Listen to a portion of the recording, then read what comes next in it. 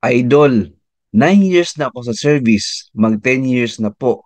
Pero bakit ang sahod ko as SG6 ay nasa first tranche pa rin ako? Last 2023, nasa step 1 pa rin ako. Na 17,553, wala po akong promotion. Sige po sir, sagutin ko yung question nyo.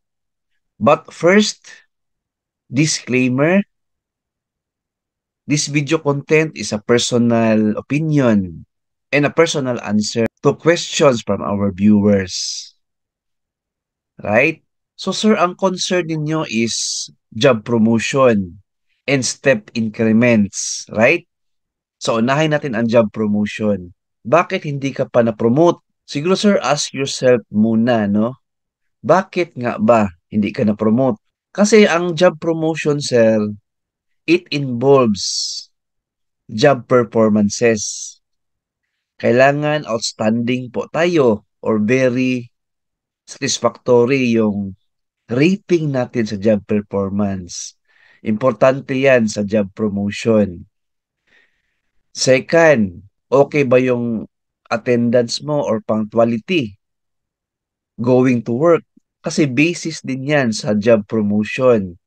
Ayaw ng management or HR na pala absent ka or pala late. Turn down yan sa kanila. As a result, hindi ka ma-promote. Third, may job knowledge ka ba?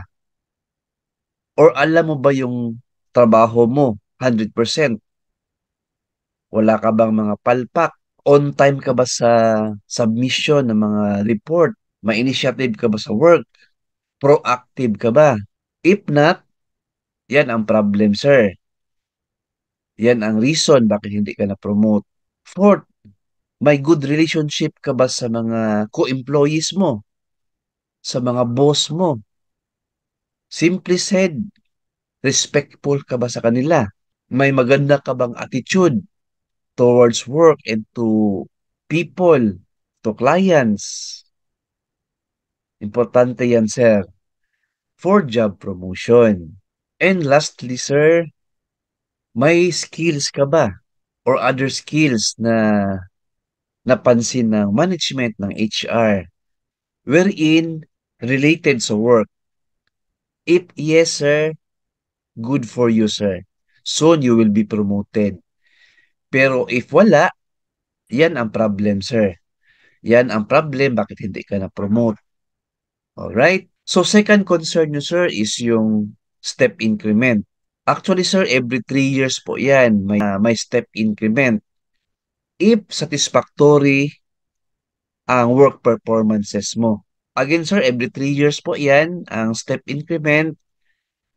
If may good performances ka or very satisfactory yung job performance mo. So, from step 1, maging step 2 po tayo. Then, step 2 to step 3, if another 3 years na naman. Yan po ang step increments every 3 years, but kailangan very satisfactory yung job performances mo. Yan ang requirement ni HR. Ngayon, sir, kung okay ang job performances mo, very satisfactory, outstanding, I think, sir, you need to approach your HR or human resources po sa admin po ninyo, sa office nyo. Magtanong po tayo, sir. Baka nakalimutan ni HR or admin officer ang step increments mo. Huwag ka mahiya, sir. Right mo yan to ask and to clarify bakit wala kang step increment. Alright, so yan po ang nakita ko na solusyon sa problem ninyo, job promotion, and step increments. Good luck, God bless, and thank you for watching this video, sir. Please like, share this video, and subscribe my YouTube channel. Thank you, God bless, and 2 thumbs up.